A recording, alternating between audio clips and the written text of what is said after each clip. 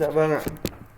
Sorry, not last week, the week before, there was around 6,000 plus messages one week. So it's obviously back to you individually.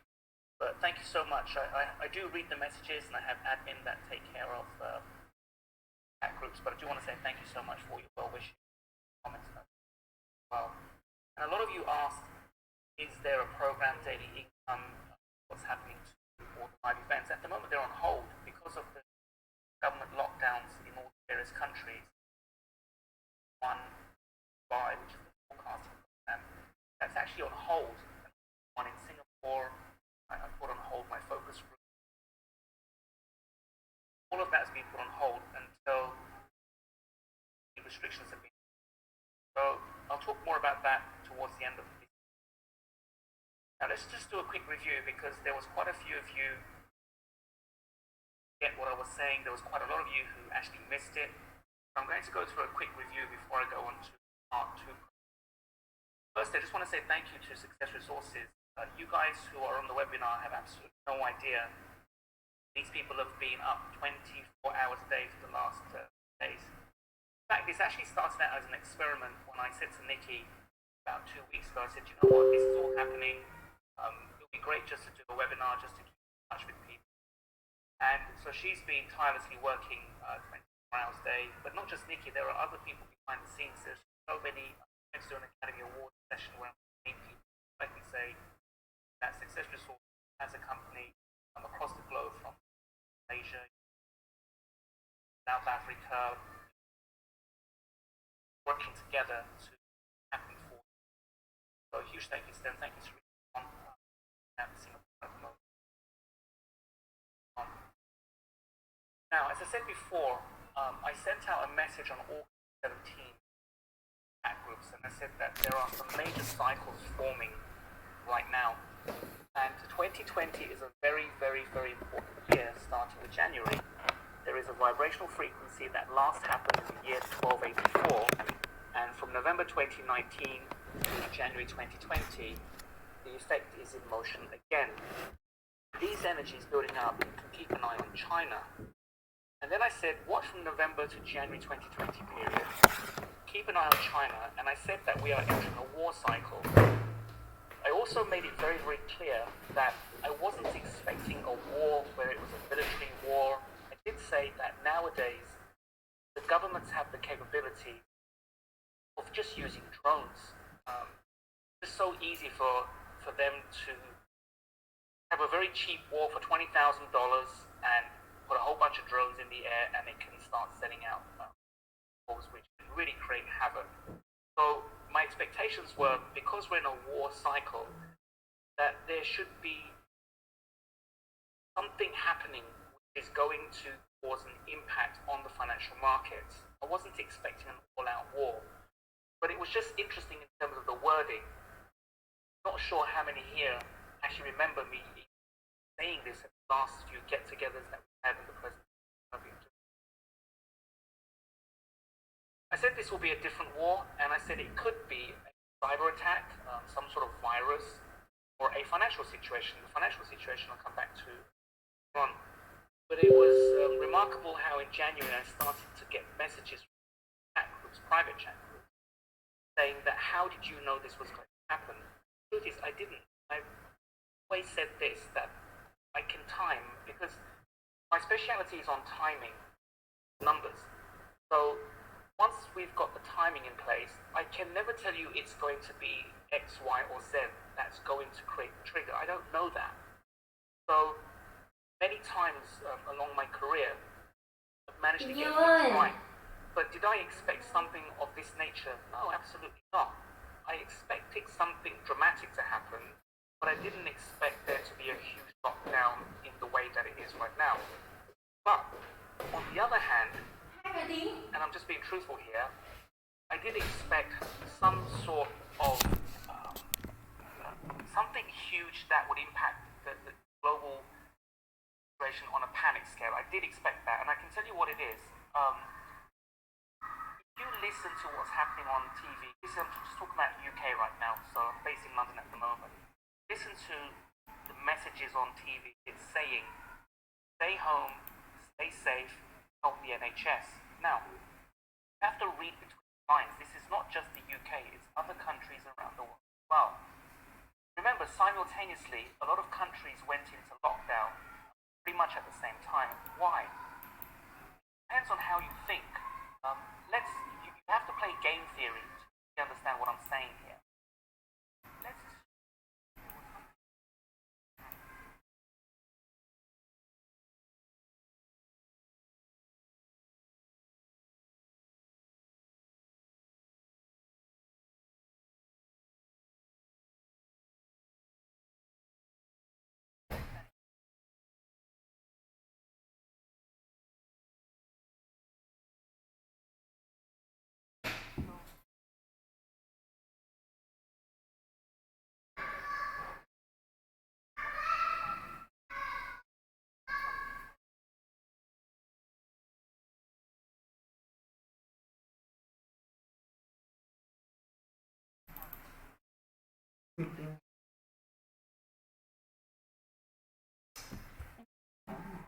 Bằng Pháp.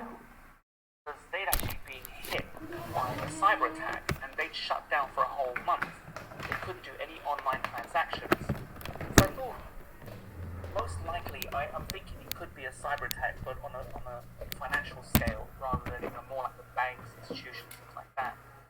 Virus was my second aspect. I didn't expect that to be the first one. I was much thinking on a second basis. But what actually happened was we've got the virus. Then I also said, if you remember, watch Brazil, and I highlighted it. I didn't tell you what it could be because I didn't know what it was going to be, but I said just keep an eye on Brazil. So I'll come back to that one in a short while. Now, I showed this picture in the last, for those of you here for the first time, and when I asked the question, who do you recognize in this photograph, and most people say it's JFK, and quite rightly so. But there's somebody also who is very, very important picture, and he's standing behind JFK on the right hand side, and it's this person here, and most people don't know him or haven't heard of him, but I like what he says. He's a very, very intelligent man. Somebody should actually go back and do some research on it. He said the study of money above all other fields in economics is one in which complexity is used to disguise truth or to evade truth but not to reveal it. And he's an economist and author of over 40 books on the subject of money, politics, and economy. Passed away in 2006. He was a professor at 4 of the top universities in the US, and he served for 4 different presidents. So clearly this is somebody who knows what he's talking about when it comes to the subject of economics and money. But I like that quote.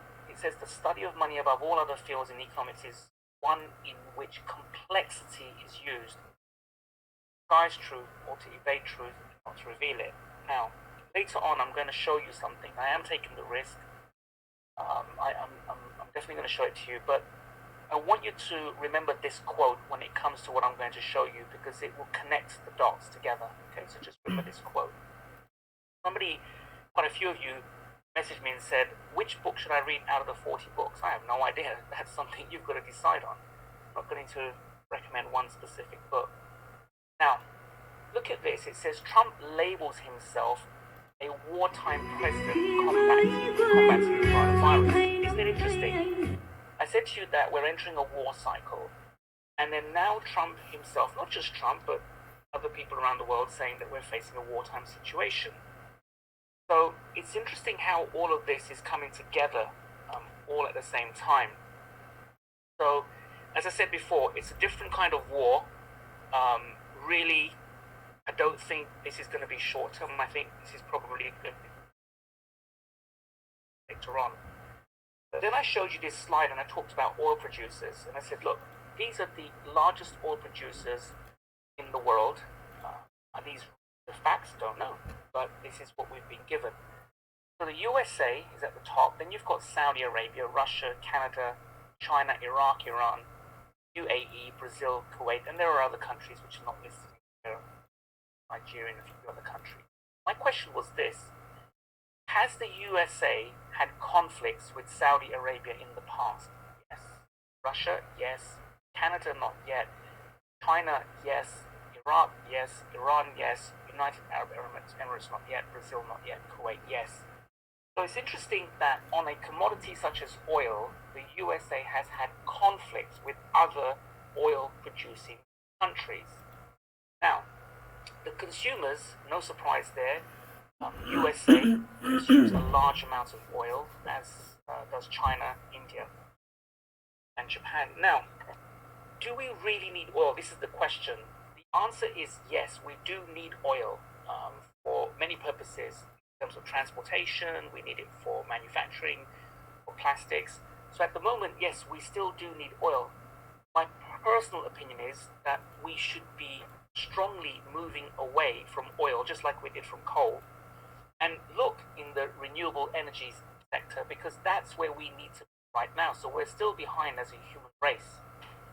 They have the technology to move us away from oil, but my opinion is I don't think they will, because they can use oil as a war weapon, which you're seeing in some respects right now. So this is crude oil. This is US NYMEX exchange crude oil. I remember the exact day that I was on CNBC. Later I'll show you a picture. On the exact day I was on CNBC London, and I said that today is the peak for oil. My expectations are oil should go down to $75. And at that time, oil was at $147.50 per barrel. And everybody was saying that oil is likely to get to $200 per barrel. And I said, no, most likely it should get $85 to $75. Below that, it could be quite weak. Now, look at this. This is the US dollar. And they're at complete polar opposites. So the US dollar has gone up and oil prices has gone down. And I'm hinting here. The US dollar has gone up and oil prices have gone down. The question is, who owns a large reserve of US dollars? Who owns cash? Who owns holdings of the US dollar? Now, Russia and China definitely have a large reserve. They hold a large amount of US dollars. So, think about this for the moment. If you're somebody who holds a large amount of this currency and oil prices are low, it's cheap. Oil is cheap for you. US being one of the world's top producers, does it like that? No, that's like you having a shop and selling bread at £1 or $1 for a loaf of bread. And then suddenly somebody comes along and starts selling that loaf of bread at 15 cents. How is that going to impact your business? In a very big way. You've got to try to understand this from a very simplistic point, that the US being a large producer and also the large consumer, when Saudi Arabia, Russia comes in and floods the market with oil, it drives the prices lower. Countries who are also big users like India, China, they are going to buy up oil at these low prices and they will store them. Okay? So this is very, very a sensitive area to discuss. I'm just trying to open your mind, and I want you to start looking into this. And I want you to start seeing the big picture, because it's very easy to dismiss what's really happening.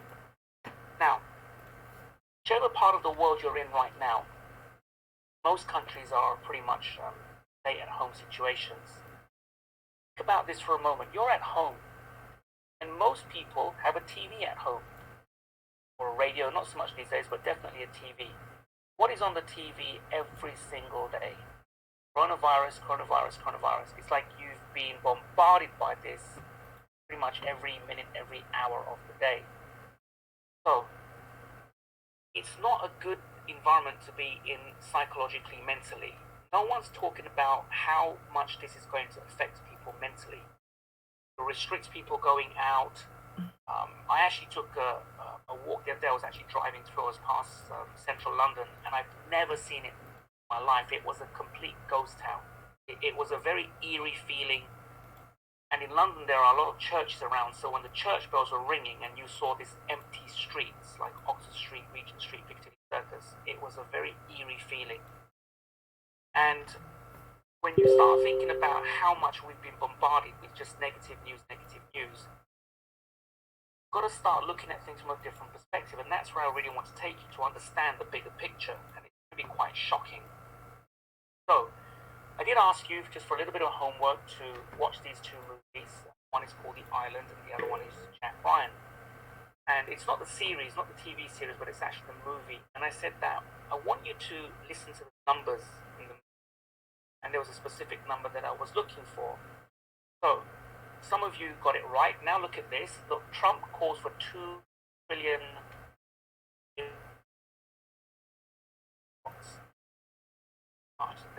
$2 trillion. And some are saying now that they reckon it could be, or could turn out to be, a fraud. In other words, that the $2 trillion may not be used for the purpose that it's supposed to be used for, but let's create $2 trillion out of thin air anyway. Okay? Again, do your own research. What I'm doing here is just getting you to think and just start to think about things from a very, very different perspective. So if this is happening, who's creating this money?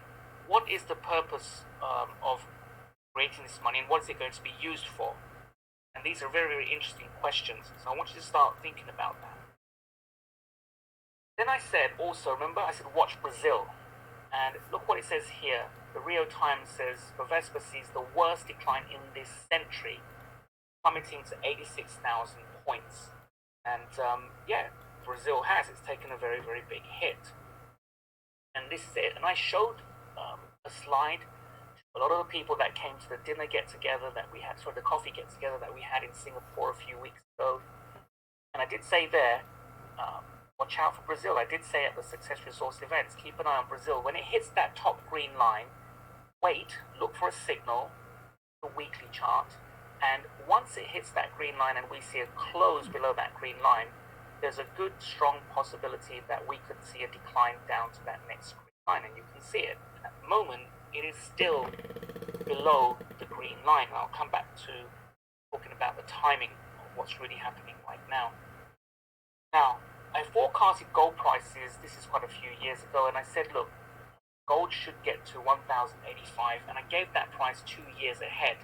On the bottom left-hand side of the screen, I used the forecasting method to work out the levels, and prices should get to 11, depending on which contract, the future contract. But at the time, everybody was screaming that, no, gold's going to go to $5,000, and I said, no, not until it's completed its move downside. So, here is gold, and I just took this snapshot a short while ago. So, gold futures is at the moment on its way up. Now, what's interesting is this. Given the current circumstances, you would think that gold would exponentially escalate much, much, much higher. But the reality is, gold prices have been going up for quite a while, since 2015. So it's slowly edging its way up. And I did say this in the previous webinar that I think it's prudent, I think it's a good idea to own some gold, but the problem is trying to get your hands on gold right now. It's quite difficult. I just spoke to a bullion dealer 2 days ago, and they said, look, we're taking orders, but we cannot guarantee delivery. And I also looked into Singapore. They have a little bit in stock, but there's a big difference in the prices of the physical gold and the futures market. So in other words, if you looked at the futures contracts, they had been going down and then recently back up again. You would think that the price is going up. So there's a clear disparity between the paper price of gold and the physical price of gold. Now, do you remember this? I doubt very much. Maybe there's a few people here who are old enough to remember. But there's something very interesting happening in this picture. And it took me a while to actually find this photograph. But here's what's important about this. It's called Executive Order 6102. You might want to write that down and go do some research. It says Executive Order 6102 is the United States Presidential Executive Order signed on April the 5th, 1933 by President Franklin Roosevelt, forbidding the hoarding of gold coins, gold bullion, and gold certificates within the continental United States of America. And the order was made under the authority of the Trading with the Enemy Act of 1917, as amended by the Emergency Banking Act the previous month. That's from Wikipedia, so you can go and research that. So, could it happen again? And I've said this so many times, that there are situations like, for example, right now, a lot of these companies are saying they cannot access the vaults or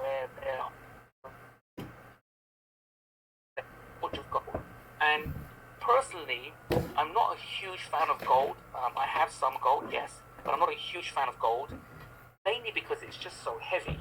And if I want to transport gold, then it's going to be very difficult to move it around.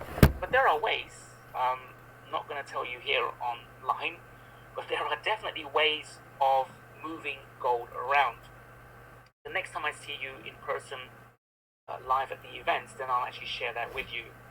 But it makes sense to have some gold, yes. My concern is that because it's just so heavy, it would be better to try and buy the smaller coins, the smaller amounts, because that's transportable. Look, I bought some gold coins the other day. I paid, I think it was £1,600 for a coin. Now, all I need is just 10 of those coins, and I'm carrying more than £10,000 worth of money across out of this country. Whereas if you try to carry in cash, they wouldn't allow you. But in gold coins, I can. So it's actually a good transport mechanism to have gold in your pocket at times of distress. So again, it's something you might want to consider, something you might want to look at. Now here it is. Is gold really safe? So under the executive order of the president, this was issued on the 5th of April, they actually put this in writing in the press, that you have to submit, you have to declare all of the gold holdings that you have. And look at the penalties. $10,000 fine. In 1933, $10,000 is a huge amount of money. Or 10 years imprisonment, or even both. And some people who I talk to on very senior levels say that it's quite likely this could happen again. My personal opinion is that gold could be driven up so high only to completely collapse it, so that we will not need gold and we will not need money, physical cash. So what will happen if cash was removed and they banned gold? What would we use as a medium for exchange? Digital currencies, which is why it's paving the way for the digital domain. And this is all about cryptocurrencies. I'm not talking about Bitcoin or Ethereum. There are a number of other currencies that will come out, which will be government-backed, which will mean that most likely they're going to be the most liquid currencies, the cryptocurrencies. So you have to wait and see until these come out. But cash in our lifetime will not be around for long. So if you look back, the 2001 terrorist attack had a 40% decline in US stock markets. In 1981, when the interest rates were hiked up, there was a 40% decline, and in 1961 there was a 35% decline. So what the point of this is that we have in the past seen very severe declines. So if you look at the previous pandemics from 57 to 58, 68 to 69, 77, 2009, the question I want to ask you is this: did we recover from these? Yes. At the moment, I was going to show you some data, but it would have got me into some pretty deep trouble, so I've decided to take the slides off. But what I can tell you is this: that by April the 19th, there are various government associations and health organizations around the world saying that by April the 15th to April the 19th, they're expecting to have enough vaccines and having created the remedies for dealing with coronavirus. They're expecting that by April 15th, 19th. So I found that quite interesting because it rhymes with something else that I'm looking at. So most likely, yes, we're human beings. We've recovered from so many things in the history of mankind. I'm quite confident that we will recover from this. This is a very difficult situation. It's very difficult times for most of us. But if you speak to our grandparents, they've been through similar situations. But the point is that we will recover. Okay, so that's for sure. Now, hints. I said watch November to January. I also said keep an eye on Dow Jones 18,400, and I said watch March the 22nd to April the 4th. So this is the Dow Jones weekly. And if you remember previously at the talks, I said if you go back and you look at 1987, 1999, 2007, 2015, that the next decline most probably should be bigger than the previous declines, and it has been. Now, did we recover in 87? Yes. My career started in 86, and I remember 87, it was, in my opinion, was more scary than what I'm seeing now. 87 we recovered, in the year 1999, 2000 we recovered, 2007, 8 we recovered, 2015 flash crash we recovered, and I'm pretty sure we're going to recover from this. I'm going to prove to you why I think that there's a fantastic opportunity coming up. Get on board at the right time, because the biggest wealth is going to be created in the biggest times of distress. So what happened? January 17th was the first peak, and February 12th had the second peak, and the low came in at 18,213. So that was just below the 18,400 because it was a spike low. Then March 23rd, we saw a low. So remember what I said? Watch March 22nd, April the 4th. Now look at this. It says oil prices spiked by a record 25% as Trump talks up huge production cuts and Saudi Arabia calls for OPEC meeting. Look at the date. It's April the 2nd. So it's within the window. Not just oil, there are other things happening as well, which we just don't have time to go into. But definitely that was a huge move for the price of oil. Personally, I thought it was going to happen on the 4th. It happened days before. So look at this. This is the green line at the bottom. Those of you that have actually done the forecasting workshop, you will know that the exact target for oil is at that green line. And look at that blue bar. So at the moment, if oil prices can hold this level, there is the opportunity for oil prices to go higher. My worry is that if we don't hold this, now if you remember from the talks that I did, the live talks for Success Resources, NAC, the Business Investor Summit, and Never Work Again, the various programs around the world, I said that oil prices, once it hits $75, watch for $38. Oil hit 75, came straight down, hit 38. And this is what I said word for word. If oil prices closes below $38, then the Middle East will create a situation. Why? Because it means that the price of oil is getting weaker. But if oil prices gets above 75, the US will create a situation because it's expensive. What happened in January? Middle East conflict in Iran with the US. Excuse me. So now this is an important level for oil prices. So as long as oil prices can hold this level, then my expectations are we could see higher prices. But my worry is that if we still close below that $38 on a monthly basis and break the low, it opens the door all the way, listen to this, to $15 down to $5 per barrel. Now you might say that's just not going to happen. I remember in 2003, oil was trading at $23, $24 per barrel, and I said oil prices should go up to $75 per barrel. People said you're crazy, but it did. At the very beginning, Paulo Coelho, when you possess great treasures within you and you try to tell others of them, seldom are you believed. Oil, in my opinion, is still a tool to create havoc between countries. We are at critical levels for oil, so you need to keep an eye on oil. Not so much the coronavirus story, but you need to keep an eye on oil. So here are some key dates. So watch the April 15 period. Now, what am I looking for? I'm not looking for an event in the world. I never know what the event's going to be. But here's what I'm looking for. If this market, the financial markets, goes up from the current levels into the period of 14th, 15th, or 16th of April, then I would expect the market to start coming down. If the market continues to go down from where we are, and I'll show you later on where we are right now, if we see this market continue to go down and we start creating a low on April the 15th, then I would expect prices to bounce up again. But I'm watching that date. Also watch out for July the 1st period, and also watch for August the 1st and 15th period. So these are important times where I think you should keep an eye on. You never know what the event's going to be. I don't know, is the coronavirus going to reach an extreme? I don't even think we are being told the truth. I don't think we've been given the numbers of what's really happening out there. I got my sources of get my data from, and I think the numbers are much higher. I still think that there has to be a crisis situation, that the numbers have to escalate so much more higher. For those of us that are based here in the UK, especially those of us who are in London, many of you have attended the Success Resources programs at the Excel Centre, and I'm sure you've attended other programs there as well. But that's been converted into a hospital catered for 4,000 beds.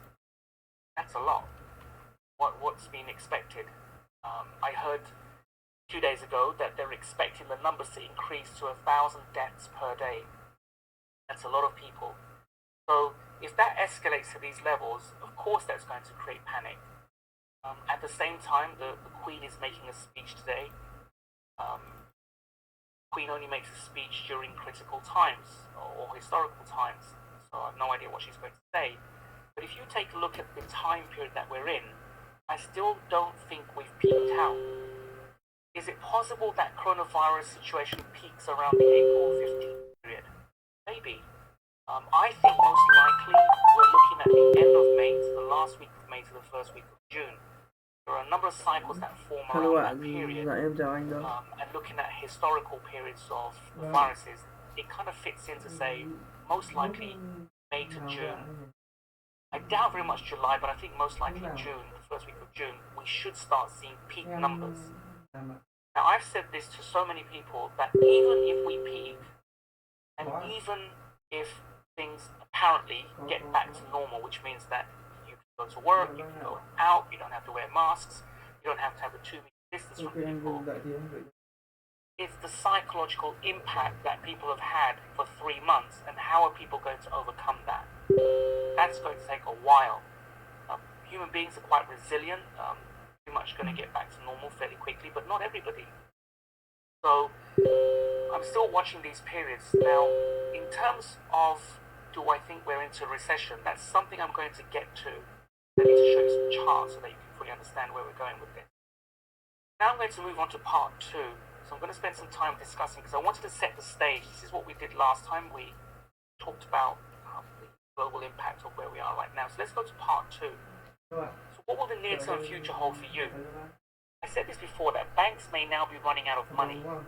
In the US, just in the space of the last 2 weeks, people have been going to banks to withdraw cash, and dramatically the numbers have dropped. So for example, you could have taken out $5,000 and they wouldn't have asked questions, and then it went down to $2,000, and now it's like $1,000 and they're expecting it to decrease further. I was in Singapore a few weeks ago, and I have bank accounts across the world in different countries and different currencies.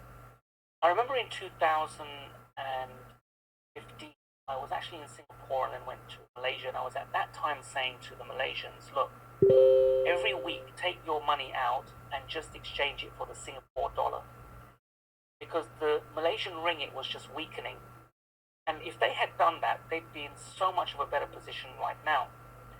And I've said this at various property shows and talks. I said, look, especially for the British citizens, that you're buying a property with the British pound. Think about this. You're buying a property with British pound. Property prices are going up, but the British pound since 1992 has been going down. In other words, it's been getting weaker and weaker and weaker. And you're buying something that's getting more expensive. If you visualize this, imagine the money in your pocket. Say, for example, you've got 100 coins and you go to buy a loaf of bread. And the loaf of bread costs 80 coins. So today, the price of the bread has gone up to 85. But somehow, from your pocket, some money has disappeared and you've only got 90 coins in your pocket. And the next day, you've got 80 coins and 70 coins and 60, because you've got a hole in your pocket. But the price of the bread has gone from 80 to 85 to 90 to 95. It becomes unaffordable. And what I saw and still see is a number of programs on TV showing people how easy it is to go to an auction, buy a property, renovate it, put it out there, and then just put it on rent or resell it for a higher price. It's interesting how the media works, and I'll talk about that in more detail in a short while. But the banks themselves, when I say they're running out of money, in a sense they are, but they can print Not necessarily the banks, it's Treasury that prints the money. The Federal Reserve gives the instruction, Treasury prints the money. They're the ones that hold the power. But, and the central banks. So they're running out of money, but they'll just print themselves out of it. But you can't print money. If you're running out of money, then what are you going to do? Now, companies are likely to downsize or collapse. You're seeing that already. What happened the other day, British Airways, Virgin Airlines, of course, they've been in a very, very big way. I live in an area where there are a number of restaurants closed down. When I went to central London, Oxford Street, big circus, a number of shops already closed down, have been boarded up. And that's in the midst of the corona crisis, so they're already expecting things to go down. So the way we work, the way we travel and communications are going to change. Did you hear about what they just announced 3 days ago?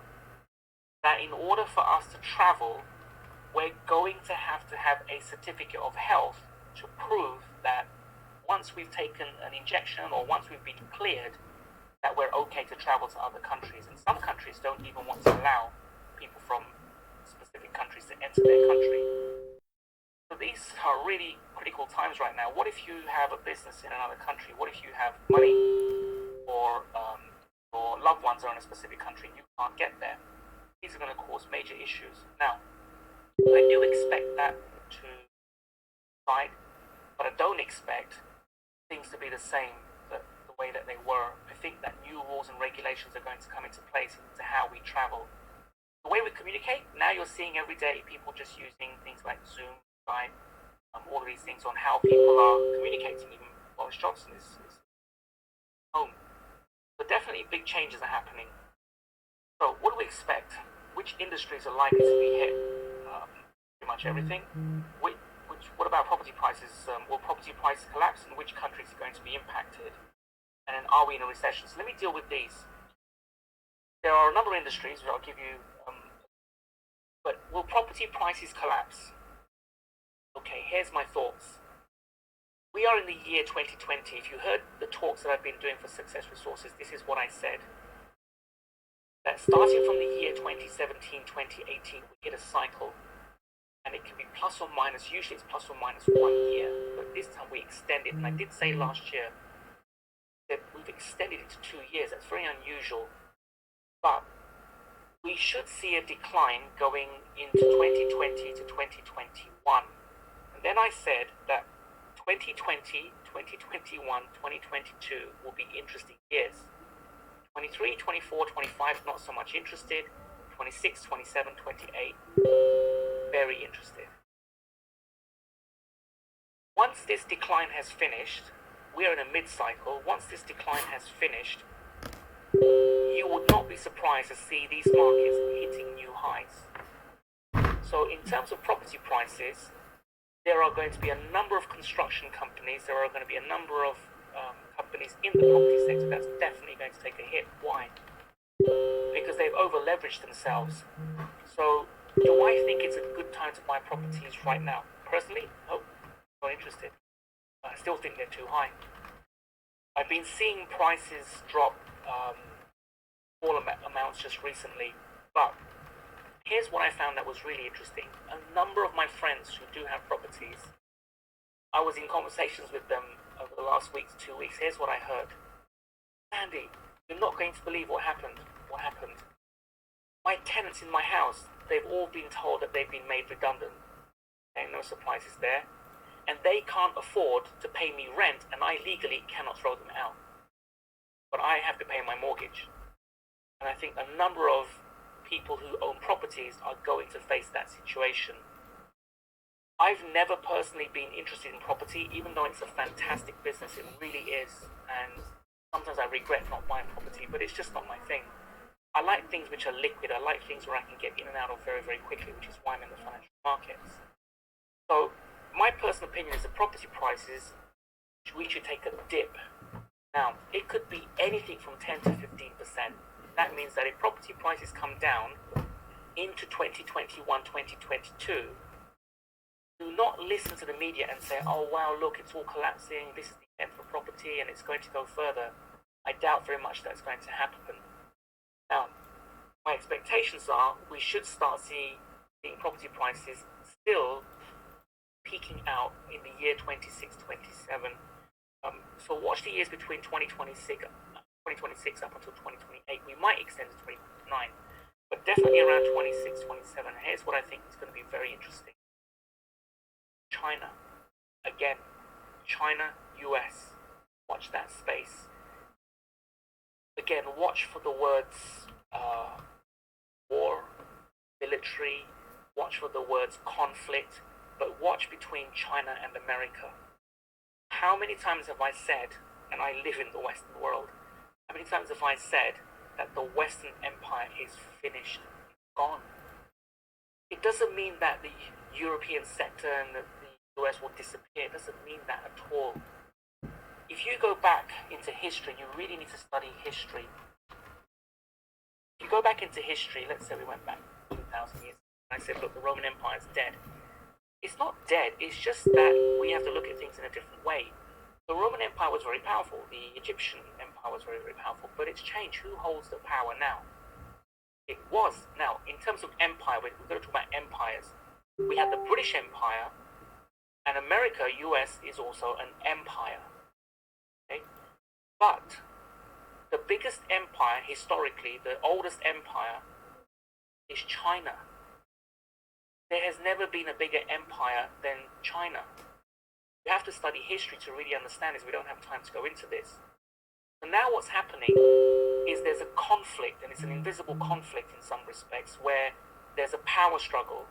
And I can tell you 99.999% I put my money on China. That China will hold the reins, and it will take over control in very, very big ways. When I was out in Vietnam recently, I have an apartment out in Ho Chi Minh City, in the most prime area, and those apartments, most of the people staying in those apartments are Chinese, Koreans, and Japanese.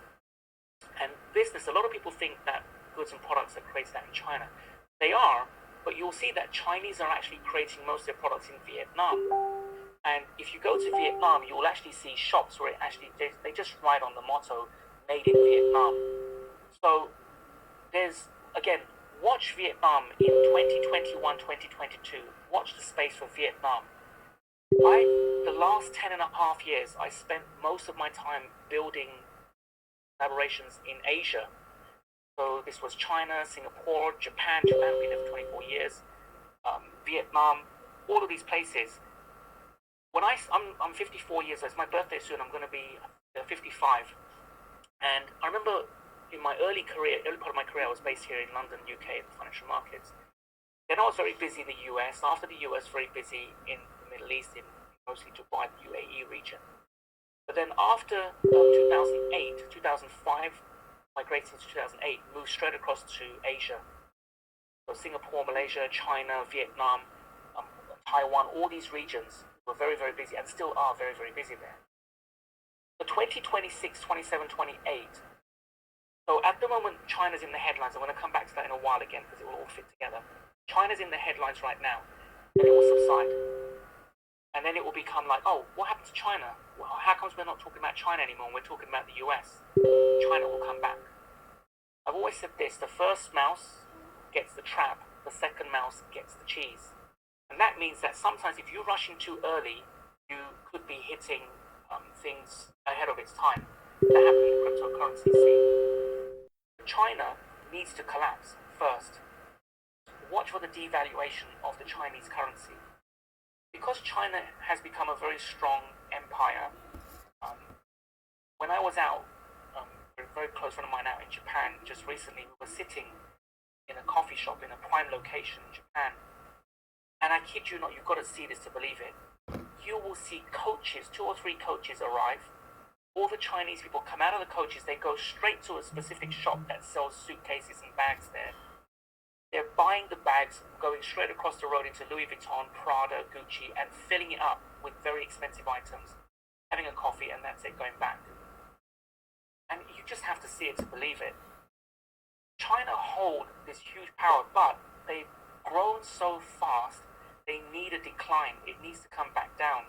And I think most likely you're going to see the Chinese currency being devalued, which is why they're holding US dollars as a backup. So I expect US dollars, watch this year, 2020 and 2021, US dollars are likely to raise even further. than where we are right now. You have to see a climax situation on the US dollars. So I'm personally still holding US dollars rather than the British pound euro. I'm also holding Singapore dollars. Then, at a specific point, a specific day, I will exit the US dollars and then I'll put my money into Chinese currency, or dollar, and some other currencies which I'll see strength. So I think that this question about property prices and the recession hand in hand, no. We are in a recession, yes, because technically we need 2 quarters of negative GDP, and we're going to see that anyway. So they're going to technically say that we're in a recession. But be careful what you hear in the media, because they are literally taking you on the wrong side of the path. Okay. So now, industries like this fill the transportation, airlines industry have been hit so hard. I've got friends of mine who work, I travel a lot on Emirates Airline, and I've got friends who work on that airline, called me last week and said they're out, they've lost their jobs. Not just airlines, but other industries as well. I've got so many friends who are asking me now what to do. And I said, screaming at you for the past few years to learn a skill that when this critical situation happens, then you should be ready for this, because it's the best opportunities. Hotels, conferences, for sure. Companies that are, let's take hotels for example. The hotel industry, people can't travel right now. People can't hold conferences or meetings there. Of course they're going to feel an impact. When I was out in Singapore, I stay at a specific location. I stay at different hotels in Singapore, but there's a place called Orchard Road, and I like staying there. I just like the hustle and bustle there. And I stayed in this specific hotel. Normally they'll have about 300 to 400 people. That specific day, there was about 20 people in the hotel.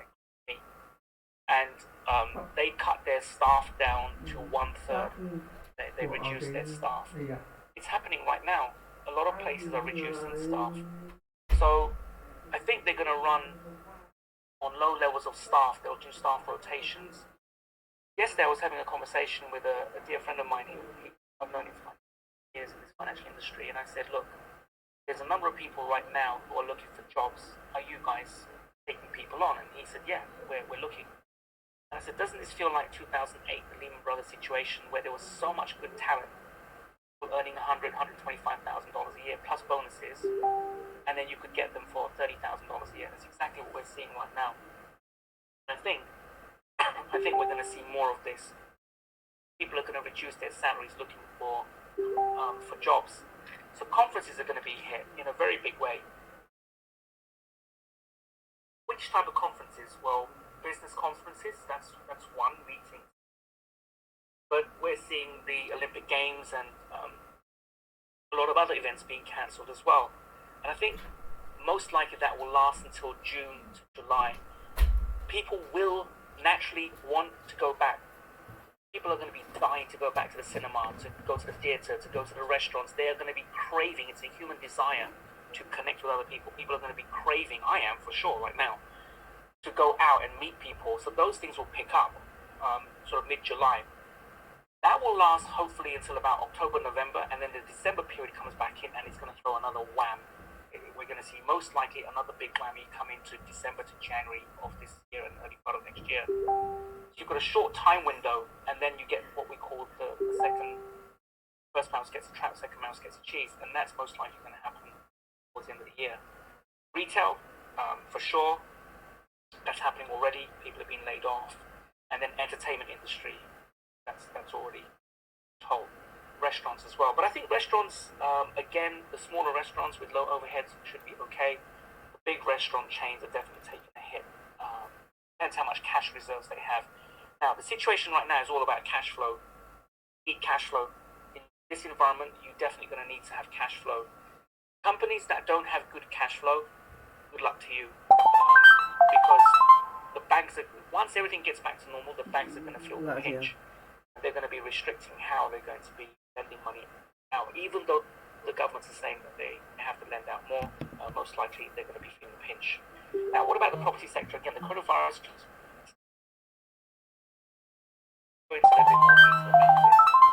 Coronavirus coronavirus lockdown has left renters and prospective buyers in the lurch and the housing market in total turmoil. Disagree with that. I think yes, of course, there's a situation right now. I don't think it's going to last. I could be totally wrong with this. I'm not a property person, but I think it's just having a dent right now. But I think it's going to be picking up. The Financial Stability Board. So, Financial Stability Board, the FSB, released a list of 29 too big to fail corporations operating around the world. And according to the FSB, these banks are considered to be systemically important financial institutions.